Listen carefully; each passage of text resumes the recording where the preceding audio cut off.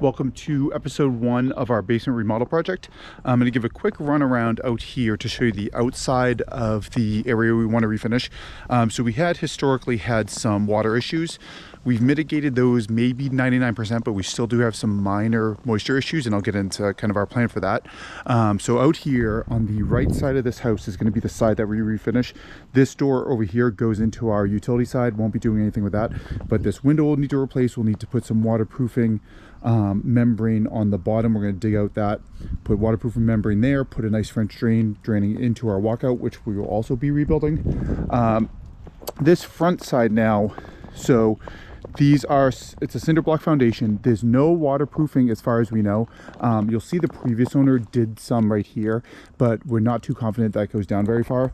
And this side does not get very wet at all because of the grade. You'll see it, you might not be able to see it, but it runs down, goes into the yard, so that shouldn't be a major issue. There are also no gutters, so the water will go off to that side, go down this gutter, go out to the driveway. Still kind of have to correct that to make it go to the driveway, but that's not a concern. Then over here was the big problem issue, and I'll get into what we kind of did over here. Again, we have new gutters we installed. Right now it runs out maybe about 4 feet. I'm going to dig this out in the spring, run a pipe underneath the ground and shoot out into the driveway. That's negative grade. It'll go right out into the street. So this was the problem issue here. You'll see now we have a heat pump there, which when you see the pictures coming up, that wasn't there. What we had done last spring is we dug that out entirely, maybe about 3 feet down. We had seen that the previous owner, you'll see here, had put in some waterproofing attempts of them by themselves. It went down maybe 2 cinder blocks, maybe about 1.5 to 2 feet. We dug it out a little bit more. Now again, ideally you would actually want to dig down to the footer, but we were hitting concrete. We weren't really ready for that investment, especially for the amount of water we were having. So we did only dig down maybe about 2-3 feet. We put some waterproofing membrane on the outside. I actually put in a French drain as well. That was a little bit overkill, but I did do it just to kind of have the peace of mind to know if there was like a catastrophic gutter failure or anything like that, that there was somewhere for the water to go. You'll see here there were actually a few very bad trouble spots. This could see daylight once we kind of cleaned it up. So we did fill this. I filled this with hydraulic cement. This here, you'll see there's a pretty big gap between the poured concrete foundation, which is half of our house, and the cinder block foundation, which is the other half. What I ended up doing is I have this French drain run out. I have probably what's the equivalent of a 15 to 20 gallon crushed stone French drain that it pours into. The corner that I installed this on historically never had water issues, so I wasn't too concerned installing it there. Once it was time to fill it back in, we actually put some insulation board up against the newly painted rubber waterproofing membrane, just so if there are any rocks in the ground or dirt, when we put it back up against the foundation, it wouldn't nick it and compromise its integrity. Now again, the proper solution would have absolutely been to dig down to the sill, or the footer rather, on the foundation on both that front side you saw and that side where I put in the French drain. We weren't really looking at doing that because that's just a huge investment. We're thinking at least $20,000. We'd have to, be aware of the gas line because that was right where we needed to dig. And we would have had to ruin all of our landscaping, our hardscaping. So given that our water issues weren't so severe that we would need to do that, we thought we could kind of get away with doing our solution, which has worked pretty good so far. Give you a quick rundown through our house. So we have a really small house. It's about 700 square feet. And I'll give you an introduction to Ellie here. She'll be probably a star of this remodel series. So we have a really small house, 700 square feet. Literally, if you stand in one area of the house, you can see the entire house. We have our little living room area here, bedroom, kind of our dining area, as we call it, kitchen, then a bathroom around the corner. The biggest challenge is you'll see my computer is here, which can kind of be annoying on Friday nights if I'm playing video games late and the wife wants to go to work, or if I'm working from home and I need to concentrate. Kind of that confined space does kind of cause a little bit of a pain. So at the bottom of the basement, before we replaced the gutters, it was draining into a French drain. That was probably clogged because the previous owner made a lot of questionable decisions, so I didn't really have any confidence in that. When we did get rain, this would get a little bit wet. We installed new gutters. The water shoots off into the driveway or close to it. So this has since been dry, so We're going to monitor this for the next few months because the gutters were just installed a few months ago, but I don't think this will get wet again. So quick run around of the area we want to redo. So we have a pretty nice big window. I think it's a 4 foot by 4 foot. It looks out to this walkout that we have around the corner that you might have saw earlier. This window is going to get replaced, obviously. This entire walkout is going to get replaced. I'll get into that shortly, but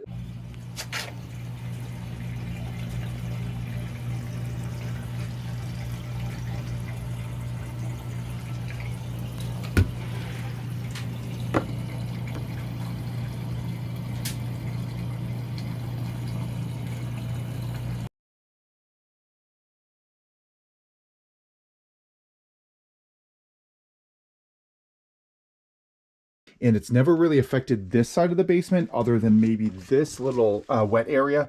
That's going to be fully resolved. Not worried about that. So just doing a quick walk around of the basement as it stands now. So we have this little area here. We have the chimney that feeds out the exhaust for the boiler on the other side of this.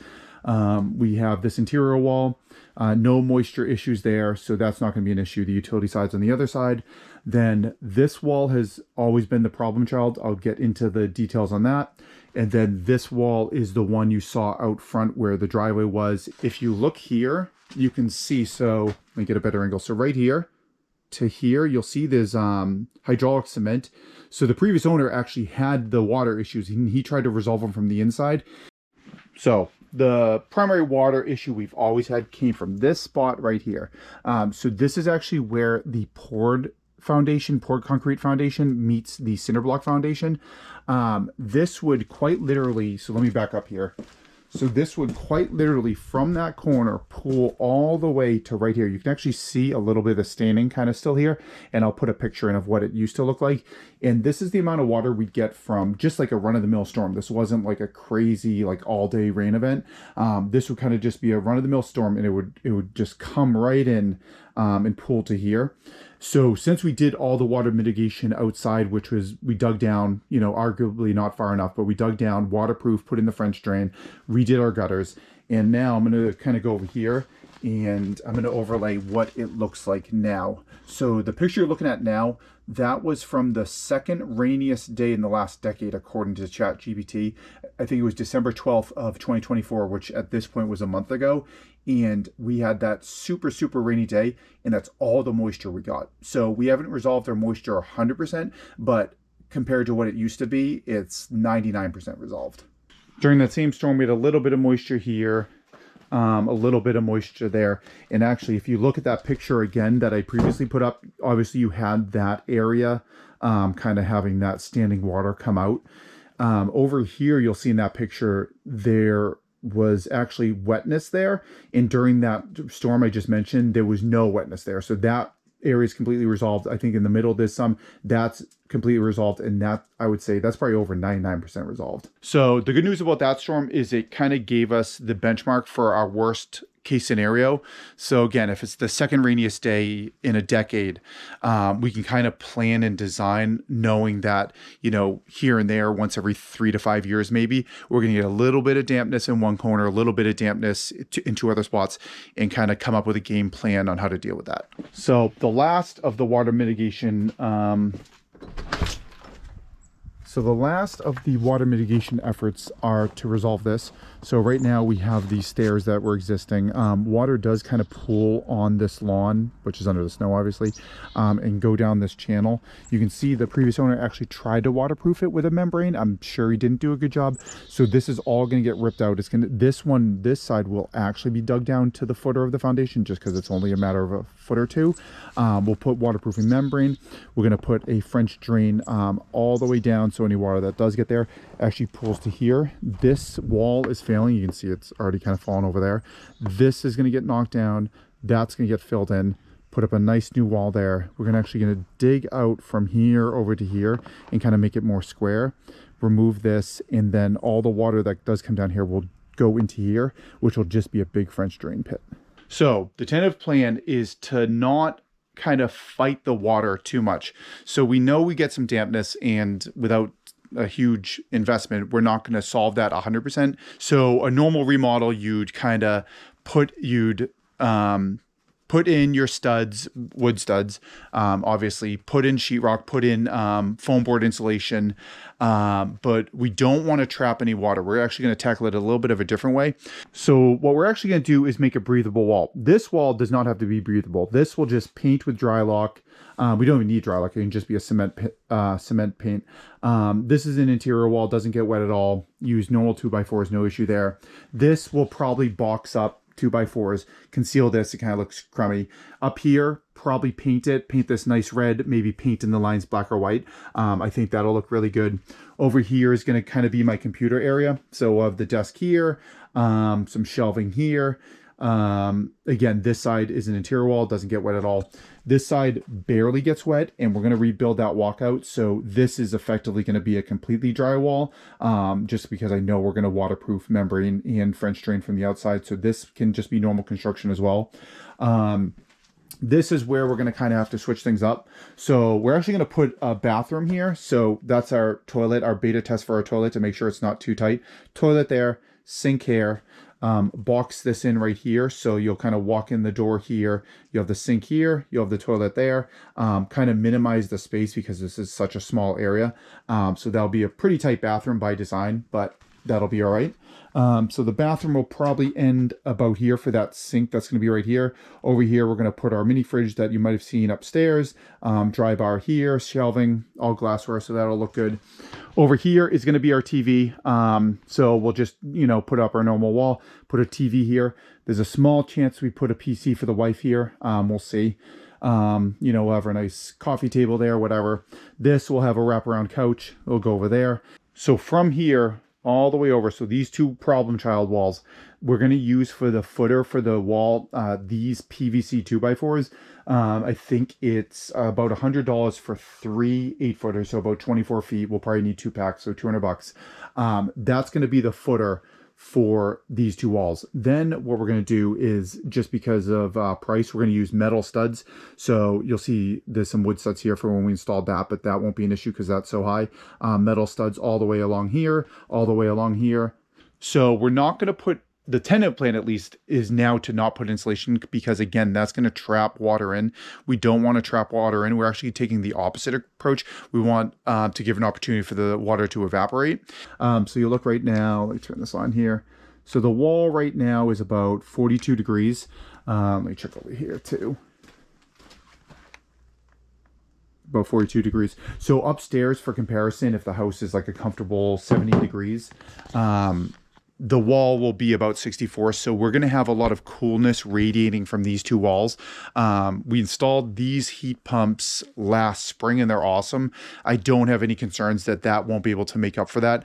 We will have, and even right now, I mean, I'm in the basement. It's probably, let's see here, it's about 32 degrees out, and it's comfortable. And that's without any heat source at all, without any insulation on this wall, because this wall is going to get a normal insulation treatment. New window, better thermal rated window up here. So heating should not be a concern. And then in the summer, we'll like those cool walls because that'll just help keep it cool. So I'm not overly concerned about not putting insulation in these walls, at least. These two walls are going to be painted with a product called Lime Wash, which is literally just the mineral lime. The thing about that is it's breathable. So if you do some quick research online, if you just Google waterproofing basements, you might find a website that says, oh, just throw some Drylock on it. That will stop the water and moisture from coming in. But if you do any, professional level of research, they're going to say never do that. It's just going to flake. It's just going to fail. It's going to trap water. It's actually going to deteriorate the concrete on the other side. So we're taking the opposite approach. We're going to make it breathable. So lime wash, put on both sides. It'll make it at least feel a little bit cleaner. We probably honestly don't need it, but we want to make this room kind of feel clean before we refinish it, especially because we're going to have to be living down here. So because we're not going to have insulation, we're going to put in what we're kind of deeming a breathable wall. So I'll put in a few pictures of what we're thinking. A lot of people use reclaimed wood, other materials where it's not sheetrock. And what we'll be able to do is we'll be able to put like a gap, maybe an imperceptible gap in between each piece of wood. And that's going to give an avenue for that water to kind of just evaporate up in the walls and come out. All right. So one other thing, if you're going to be living in a basement or spending a lot of time in your basement, especially up in the Northeast and a lot of other parts of the country, but not especially south. I'll put up a map now. But radon levels, basically it's a natural, from my limited research, it's a natural radioactive gas that kind of seeps through the ground. Usually it just, seeps through the ground and harmlessly goes into the air. In this case, in basements, it actually accumulates in the basement. So in Massachusetts, you can get a radon mitigation system installed for about $1,000 to $1,500 based on my research. All it really is they kind of drill a hole in the slab. It's pretty simple. I'm almost tempted to do it myself, but I'll probably hire someone. Drill a hole in the slab. You run a pipe up. Then you have an exhaust fan that kind of pulls that gas out of the foundation under the slab and then sends it out, whether it's through a pipe or whatever. So if I do have to install a radon mitigation system, I anticipate I'll probably put one here. And I might do the other side as well. I'll probably put one, this one will be a little bit easier to do, somewhere down here and just vent it through the wall. So I bought this radon tester. So the results aren't great so far. So right now the short term is about 9. That's only after a day. So radon levels can fluctuate hugely. So you want under 4, but you ideally want under 2. If we were going to live down here, I would basically do whatever it takes to get to like 2 or 3. But again, that's short term. So it actually needs a full month to get your accurate levels. You can buy that unit. I think I got it for 80. It was a slick deal. It's 100 now, and I think it's usually 150. There's also a home test kit. So that can be quite expensive. There's a home test kit that is about $15. Then you have to actually pay $10 to ship it back to the lab. And what you do is, let me see if I can find it. So what it is it's just a bunch of charcoal. So it's charcoal in this bag. You put this face down in your basement about 2 feet up from the ground, anywhere from 2 to 5 feet. You let it sit there. And you mark when you put it there and when you take it out. And they literally, when you register the kit on their website, it's like, what's the minute that you put it down there? Because it can skew it that much. So I put it down there last week for about 3 days, just shipped it away. I'll see what that comes back at. But the real-time one that will do up to a month, that's going to be the more accurate one. So I'll kind of probably weigh both of them a little bit to see where I'm at. So one of the biggest delays with this project was just heating and AC. That's not a standard window, so we could never put in a window unit. Not that we would have. We got these heat pumps last spring. And if you live in Massachusetts, it's quite a good deal. They give you a $10,000 rebate for your project if you replace your existing heat, which would have to be like natural gas, oil, that type of thing. If you replace your existing heat source, they'll give you a $10K rebate. They do come as a result of that to inspect to make sure you decommissioned your previous unit. So going over here, we have our old unit. It was a natural gas-fired boiler with radiant baseboard heaters. Believe it or not, actually going on 11 years now, when we rehabbed this house, we had 2 zones, bedroom and living room and kitchen area. We actually pre-configured a 3rd zone knowing that we would eventually want to redo the basement. But given that heat pumps weren't as popular or efficient or, affordable as they are now, we didn't really think that was going to be the plan, but now that heat pumps are a thing, we got those installed last spring. It was $15,000 for the entire project. We got 3 heads. So we got the one down here, which we haven't turned on yet. We had one in the bedroom and one in the living room. So the out of pocket was $5,000, but the $5,000 is, again, a Massachusetts state sponsored program.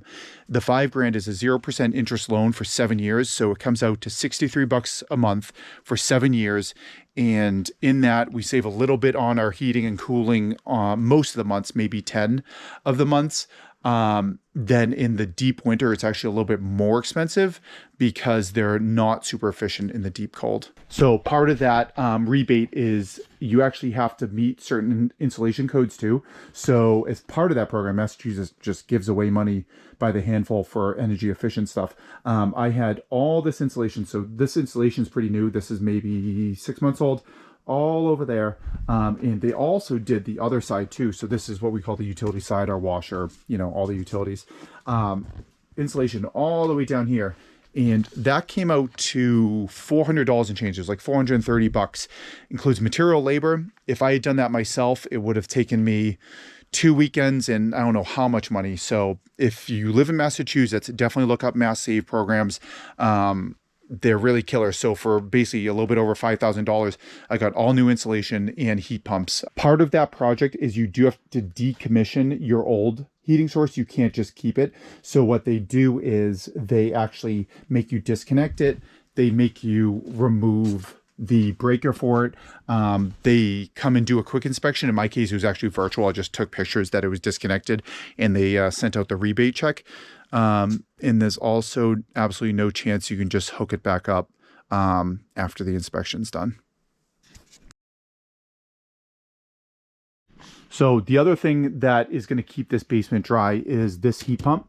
So it's multi-purpose heat, AC, and also dehumidifier. So because fortunately it's, you know, these days it's a smart heat pump, we can schedule automatic dehumidifier mode twice a day for whatever we deem necessary, 30 minutes. I bet down the road I'll be able to program some automation based on weather. You know, it's going to be a rainy day, kick on for 2 hours twice a day or something. A few other things we got to do. This is I stagger because it's funny. This should be a load bearing beam. You'll see up here they had some shims. Look at this. It's not even, you know, load bearing there. There, big gap. There, touching. There, touching. There, gap. So it's not really doing much load bearing. But I am definitely going to replace it and do it proper. That is going to be the one part that is going to obviously have to be wood to support the structure. So what I'll probably do there is either use pressure treated, or what I may do is if I use standard wood, you know, standard pine, is I'll probably wrap this side, you know, the other side and the back side with plastic, and then leave this side open so that one, this can't get wet, and two, if it does, it can breathe out this side, you know, and get evaporated before it can cause any issues.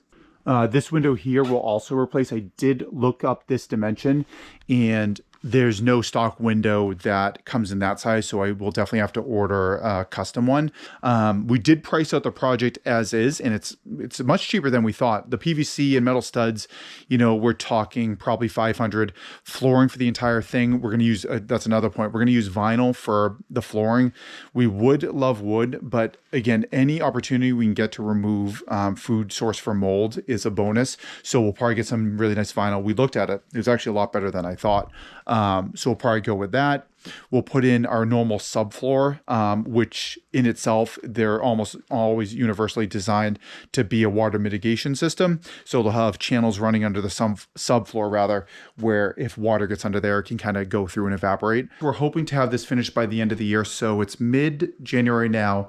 The things that may delay it is rebuilding that walkout. So that's going to be, I don't know how many weekends of my time digging that out. The water pipe's right there, so we can't just rent a backhoe and go at it. Otherwise, it'd be quite simple. So we'll have to dig that out by hand.